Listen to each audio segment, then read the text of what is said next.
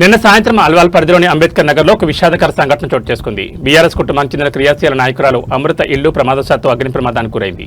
ఈ ప్రమాదంలో ఆమె ఇల్లు సామగ్రి పూర్తిగా కాలిపోయి భారీగా ఆస్తి నష్టం సంభవించింది. ఈ కష్ట సమయంలో బాధితులను పరామర్శించి ధైర్యం చెప్పడానికి బీఆర్ఎస్ సీనియర్ నాయకులు సంఘటనా స్థలానికి చేరుకున్నారు.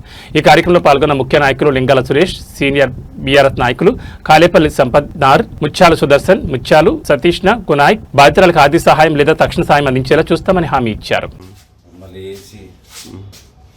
కూలరు, బియ్యం బ్యాగ్, మొత్తం బట్టల కాడికి మొత్తం A to Z మొత్తం ఏం లేకుండా అన్నీ మొత్తం కాలిపోయినాయి. ఎక్కడ కాలిపోయినాయి. అంటే ఇది ఎన్ని గంటలకు జరిగింది? ఇది సాయంత్రం 6:30 నుంచి 7 మధ్య జరిగింది. అంటే మీరు లేకున్నారా ఇంట్లో? ఇంట్లో ఎవరు లేకుండా పక్కన ఉండేసి చూసి వాటర్ హీటర్ కొట్టడం, ఫైర్ ఇంజన్ రావడానికి 9 అయింది. 8:30 పైన అయిపోయింది ఫైర్ ఇంజన్ రావడం. అప్పుడు ఇంట్లో వస్తువులు ఏం పనికిరాట్లేవా? ఏం పనికి లేవు, అసలు ఏం పనికి వస్తుంది.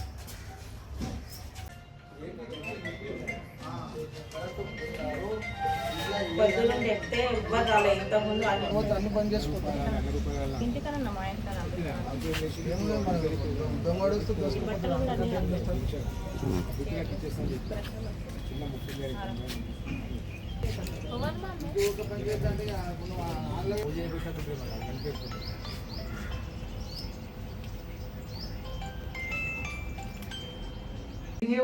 మొత్తం నేను ఒక 5 నిమిషాలకి ఫోన్ చేస్తా, కొద్దిగా బిజీనప్పుడు.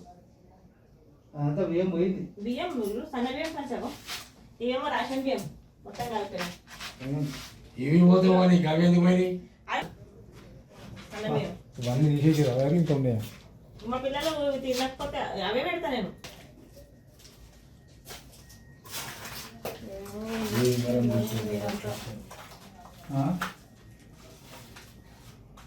ఫ్రిడ్జ్ వాయే, కూలర్ వాయే, ఒక సామాన్ అంతా వాయే, కట్టుకునే బట్టలు వాయే, అంటే షార్ట్ సర్క్యూట్ కూడా వెళ్ళి వచ్చింది. కాలిపోయినాయి. ఏసీ అయినా కాక ఏసీ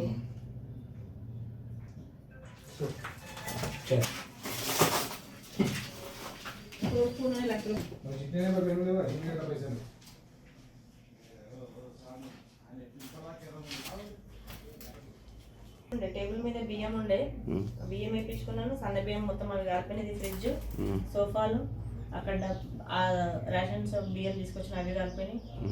టీవీ, ఏసీ, ఇంకా అల్మార్ల బట్టలు కూడా మొత్తం నల్లగా అయిపోయినాయి. కూడా క్రాకర్స్ వచ్చినాయి. గోడ కూడా షార్ట్ సర్క్యూట్ కరెంట్ పోయి వచ్చి ఇట్లా అయ్యింది. నాకు 8:30, 9 గంటలకు జరిగింది. నైట్